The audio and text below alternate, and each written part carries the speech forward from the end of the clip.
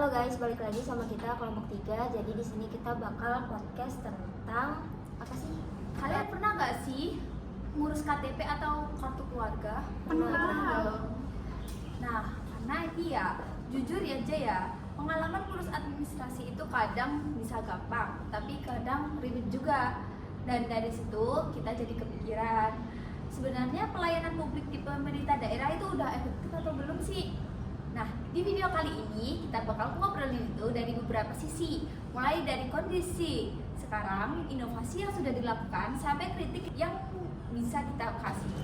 Sebelum kita mulai podcast, ada baiknya kita kenalan dulu nih. Yang pertama nama gue Najwa Safiraula Putri, NIM terakhir 333. Perkenalkan, nama saya Lutfia Lutfinita dengan NIM akhir 338. Perkenalkan, aku Angelika Sarsapila dengan NIM akhir 342. Perkenalkan, aku Anissa Fadlisha Walia dengan NIM akhir 344.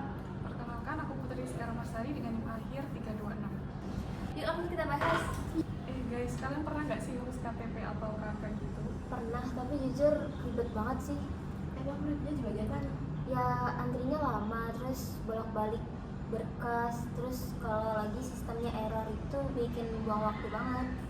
Nah, pengalaman kayak gitu tuh sebenarnya masih sering terjadi di pelayanan publik kita, khususnya di daerah-daerah tuh masih banyak. Nah, makanya di video ini kita bakalan membahas tentang penyelenggaraan pemerintah daerah di bidang pelayanan publik.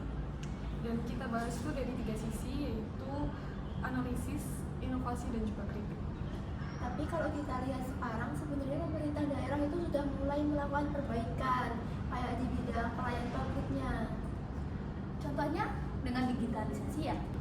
Iya betul, digitalisasi. Digitalisasi itu maksudnya pelayanan yang awalnya itu masih masih manual, terus sekarang dialihkan menjadi ke dalam sistem online.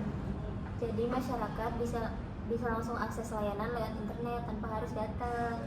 Betul, ini sebenarnya langkah yang tepat karena ini bisa menghemat waktu dan juga mengurangi antrian sih. Tapi apakah itu sudah berjalan dengan baik? Sebenarnya sih belum sepenuhnya, soalnya masih ada kendala seperti sistem yang sering error, jaringan internet yang tidak stabil, dan kurangnya pemahaman masyarakat. Selain itu, tidak semua daerah itu punya kualitas yang sama atau fasilitas yang sama. Jadi ada ketimpangan antara daerah yang maju sama daerah yang tertinggal. Ya, walaupun begitu, pemerintah juga harus melakukan sebuah inovasi. Inovasi itu maksudnya pembaruan atau cara baru untuk memperbaiki pelayanan. Contohnya itu kayak aplikasi pelayanan online yang memudahkan masyarakat mengurusnya dalam kayak melalui rumah gitu. Jadi nggak harus datang ke tempat mengurusnya gitu. Terus selain itu ada juga yang disebut dengan layanan jemput bola. Nah, aku mau tanya nih, jemput bola itu sebenarnya apa sih? Nah, jadi jemput bola itu layanan ketika pemerintah yang datang langsung ke rumah masyarakat kayak gitu. Biasanya petugas itu datang ke balai desa bawa peralatan. Terus warga bisa langsung urus KTP, KK, dan akte lahir di situ. Jadi tujuannya itu supaya masyarakat yang jauh dari kota itu bisa mendapatkan pelayanan yang mudah. Iya betul.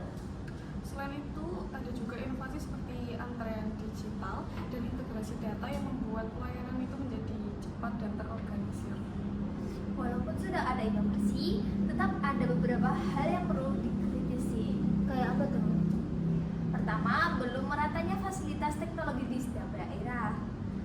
Jadi di dalam daerah itu ada yang daerah tertinggal sama yang udah maju, jadi nggak merata. Kedua, kualitas sumber daya manusia juga masih perlu ditingkatkan. Maksudnya pegawainya gitu? Ya, kalau pegawainya belum siap atau kurang responsif, pelayanan jadi lambat dan kurang maksimal. Selain itu, transparansi itu menjadi masalah juga. Maksudnya transparansi jadi masalah itu kayak gimana deh? Maksudnya itu kejelasan informasi itu masyarakat gak selalu tahu tentang prosedurnya gimana, syaratnya apa, atau harus nunggu berapa lama. Jadi masyarakat itu masih sering mengeluhkan bingung sama tidak puas sama pelayanan dari pemerintah tersebut.